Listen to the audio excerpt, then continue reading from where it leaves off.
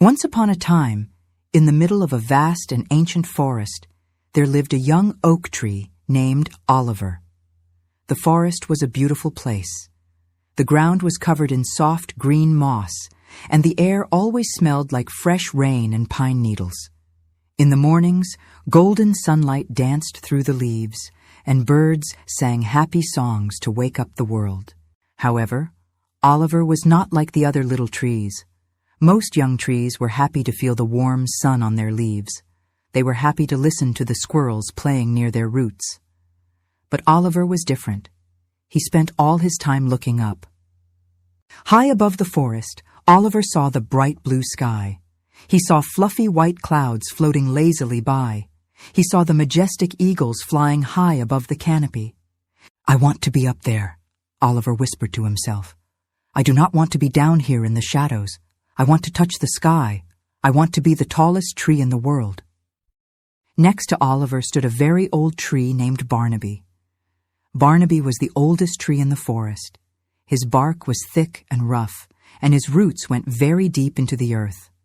Barnaby heard the young tree whispering. "Patience, little Oliver," Barnaby said in a deep, slow voice. His voice sounded like wood creaking in the wind. "The sky is not going anywhere. Enjoy the earth. Strengthen your roots. Being a tree is not a race." Oliver shook his leaves in frustration. "But I am so small," he complained. "I cannot see anything down here. If I touch the sky, I will see the whole world. I will be important. I will be a king." Barnaby chuckled softly. "You can be a king, Oliver, but a king without a kingdom is lonely, and a tree without deep roots is weak. Do not rush. Nature takes its time." Oliver did not listen. He looked at his own branches. They were thin and green. He looked at his roots. They were shallow and short. He decided that he would not waste energy on his roots anymore. He would not waste energy making thick bark. He would use all his energy to stretch up, up, and up. "I will show them," Oliver thought. "I will grow faster than anyone else. I will touch the sky before the winter comes."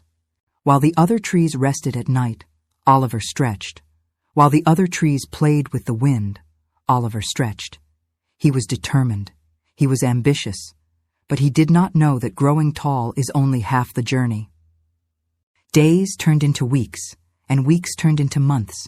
Spring became summer, and the forest was full of life. Flowers bloomed on the forest floor, and baby birds learned to fly. But Oliver did not notice the flowers or the birds. He was on a mission. He focused every drop of water and every ray of sunlight into growing taller. He did not send food to his roots. He did not make his trunk thick and strong. He only grew upwards. Soon, Oliver was the tallest young tree in his area. He was taller than the maple trees. He was taller than the pine trees. His trunk was very thin, like a long green straw, but his head was high above the others. One afternoon, a little red robin tried to land on one of Oliver's branches to build a nest. "Shoo! Go away!" Oliver shook his branches. "I do not have time for nests. Nests are heavy. You will slow me down. I am busy touching the sky." The little robin looked sad and flew away to sit on Barnaby, the old oak tree. "You are making a mistake, Oliver," Barnaby warned. "Trees need birds. Birds eat the bugs that hurt our leaves. And trees need friends. Underground, our roots hold hands. We share water.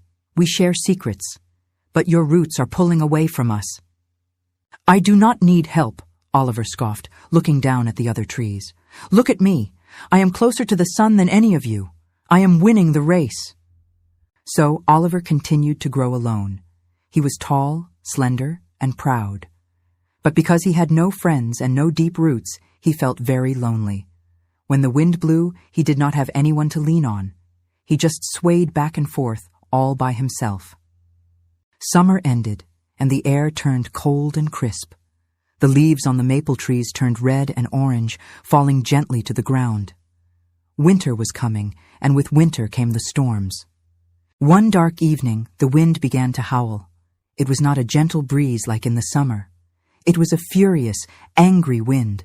The sky turned black, and thunder grumbled like a hungry beast. "Hold on tight!" Barnaby shouted to the forest. "Link your roots! Hold each other!" All the trees in the forest did exactly what Barnaby said. Under the ground, their roots tangled together tight. They held on to each other like a family holding hands. Above the ground, their branches interlocked to block the wind. But Oliver was in trouble. He was very tall, but his trunk was too thin. Worst of all, his roots were shallow and weak. He had no one to hold on to because he had pushed everyone away. The wind hit Oliver hard. Whoosh! Oliver bent far to the left. Then he bent far to the right. He felt a sharp pain in his trunk. "Help!" Oliver cried out. "I'm going to break!" "Bend, Oliver, do not fight it," Barnaby yelled through the storm. But Oliver was terrified. The wind pushed him harder. He looked at the other trees. They were shaking, but they stood firm because they supported each other. Oliver was all alone in the sky, swinging wildly. Crack!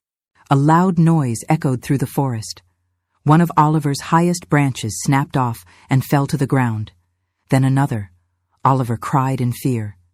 He realized that being high in the sky was not a blessing during a storm. It was dangerous. He wished he was smaller.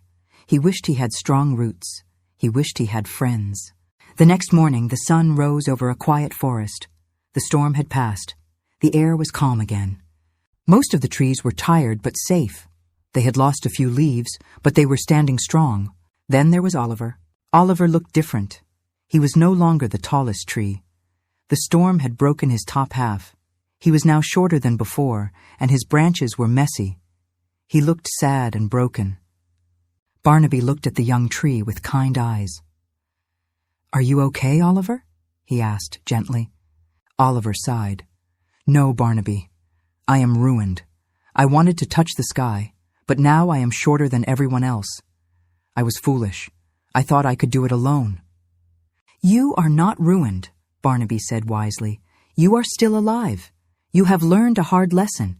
You cannot build a tall tower on a weak foundation." Oliver looked at his broken branches and then down at the earth. "Is it too late for me?"